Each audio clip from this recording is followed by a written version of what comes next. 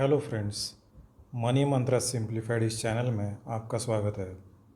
मैं सीए मनीष निखाड़े आपको business, taxation law, business ideas, financial management इस विषयों के बारे में इस चैनल के माध्यम से जानकारी देता हूँ।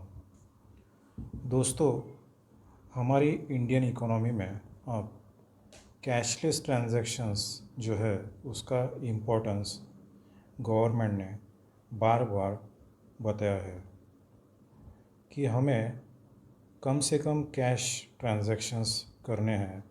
जो भी ऑनलाइन पेमेंट्स है या फिर जो भी आप चेक या डीडी से पेमेंट करेंगे उसको बढ़ावा देने के लिए कैशलेस इकोनॉमी की तरफ हमारा देश जा रहा है और उसमें गवर्नमेंट बहुत सारे इनिशिएटिव ले रही है।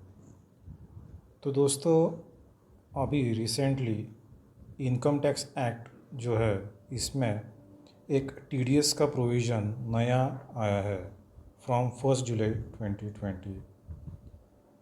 तो वो जो प्रोविज़न है वो है सेक्शन 194N। तो दोस्तों, ये सेक्शन क्या है और इससे कैश ट्रांजैक्शंस जो है वो कैसे ट्रेस होंगे और उसमें कैश ट्रांजैक्शन कम करने के लिए क्या क्या प्रोविज़न्स है ये हम देखते हैं। तो एक्चुअली टीडीएस जो है वो आपको जब आपको कुछ इनकम मिलता है तो उससे जो अमाउंट माइनस होती है यानी जो अमाउंट डिडक्ट होती है वो डायरेक्टली गवर्नमेंट को पहुंच जाती है। यानी जो भी पेमेंट करने वाला है वो सर्टेन परसेंटेज आपके पेमेंट से माइनस करके गवर्नमेंट को आपके पैन नंबर पे भर देता है।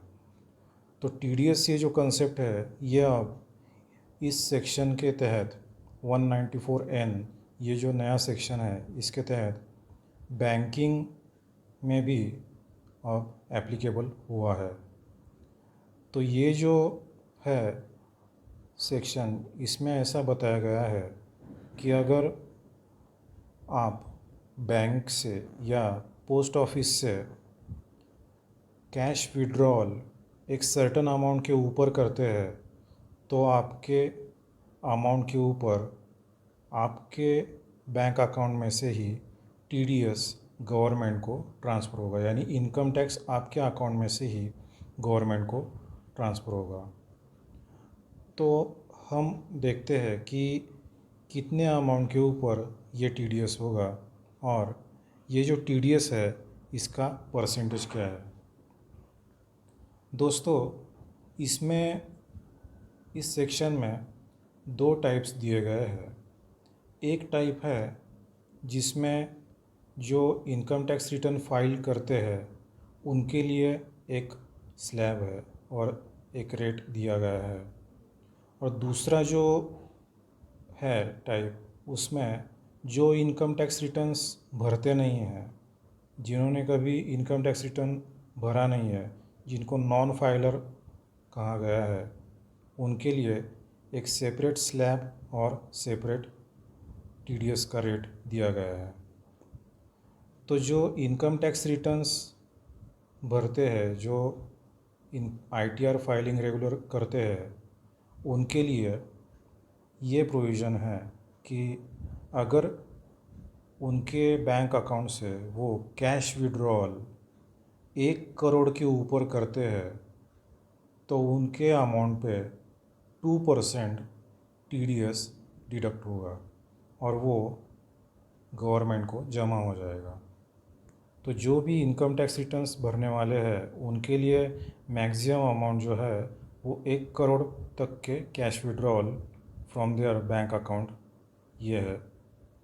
और अगर ये जो लिमिट है 1 करोड़ ये अगर वो क्रॉस करते हैं तो 2% टीडीएस कट होके गवर्नमेंट को उनके पैन नंबर पे, यानी जिसने भी कैश विड्रॉल किया है उनके पैन नंबर पे गवर्नमेंट को जमा हो जाएगा।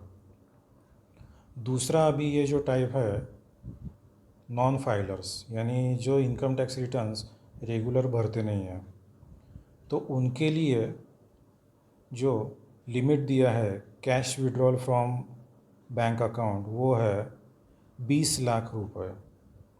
तो यहाँ लिमिट रिड्यूस कर दिया गया है। 20 लाख के ऊपर अगर आप कैश विड्रॉल करते हैं बैंक अकाउंट से तो आपका जो TDS है वो 2% होगा, अगर आप इनकम टैक्स रिटर्न्स नहीं भरते हैं तो। और दूसरी एक कैटेगरी है जहाँ TDS का रेट बड़ा है, जो है 5%। तो ये जो रेट है ये नॉन फाइलर्स के लिए 5% रेट कब है, जब आपके बैंक अकाउंट से आप 1 करोड़ के ऊपर कैश विड्रॉल्स करते हैं। तो देखिए दोस्तों, यहाँ नॉन फाइलर्स यानी जो इनकम टैक्स रिटर्न्स भरते नहीं हैं उनके लिए गवर्नमेंट ने ज़्यादा स्ट्रिक्ट रूल किया है कि अगर आप इनकम टैक्स रिटर्न भरते नहीं हैं तो भी आपके बैंक अकाउंट से अगर 20 लाख के ऊपर कैश विड्रॉल्स दिखते हैं तो आपको 2% TDS भरना पड़ेगा। और दूसरा, अगर आपकी अमाउंट और भी बढ़कर 1 करोड़ के ऊपर हो जाती है और आप इनकम टैक्स रिटर्न्स नहीं भरते हैं तो आपको 5% यानी 5% TDS गवर्नमेंट को भरना पड़ेगा। तो दोस्तों, इससे बहुत सारे जो इनकम टैक्स रिटर्न्स भरने वाले हैं उनको तो वो अमाउंट जो है TDS की उनके पैन नंबर पे जमा हो जाएगी और उनको प्रॉपर और करेक्ट इनकम डिक्लेयर करके उसका एडजस्टमेंट लेना पड़ेगा। और जो नॉन फाइलर्स है यानी जो इनकम टैक्स रिटर्न्स भरते नहीं हैं उनको गवर्नमेंट एक कैच कर रही है कि आप इनकम टैक्स रिटर्न भरिए, क्योंकि आपके ट्रांजैक्शंस हमें बैंक से मिल रहे हैं। तो ये एक प्रावधान जो है वो एक इनकम टैक्स रिटर्न्स जो भरते नहीं हैं और उनके ट्रांजैक्शंस बहुत ज़्यादा अमाउंट के हैं उनको ट्रैक करने का भी एक ये तरीका है। तो दोस्तों, ये कैशलेस इकोनॉमी के लिए एक महत्वपूर्ण कदम गवर्नमेंट ने उठाया है और लोगों को ज़्यादा से ज़्यादा ये इंटरनेट बैंकिंग या फिर ऑनलाइन ट्रांसफ़र ये तरीके यानी नॉन कैश पेमेंट्स के तरीके अपनाने चाहिए और सभी ट्रांजैक्शंस ऑन रिकॉर्ड आने चाहिए। इसके लिए ये एक प्रोविज़न 194N ये सेक्शन इनकम टैक्स में इंसर्ट किया है। तो इसका जो भी है ये बैंकिंग सिस्टम जो भी कोर बैंकिंग सिस्टम है इसमें ऑटोमेटिक इसका सब जो प्रोसेस है वो हो जाएगा।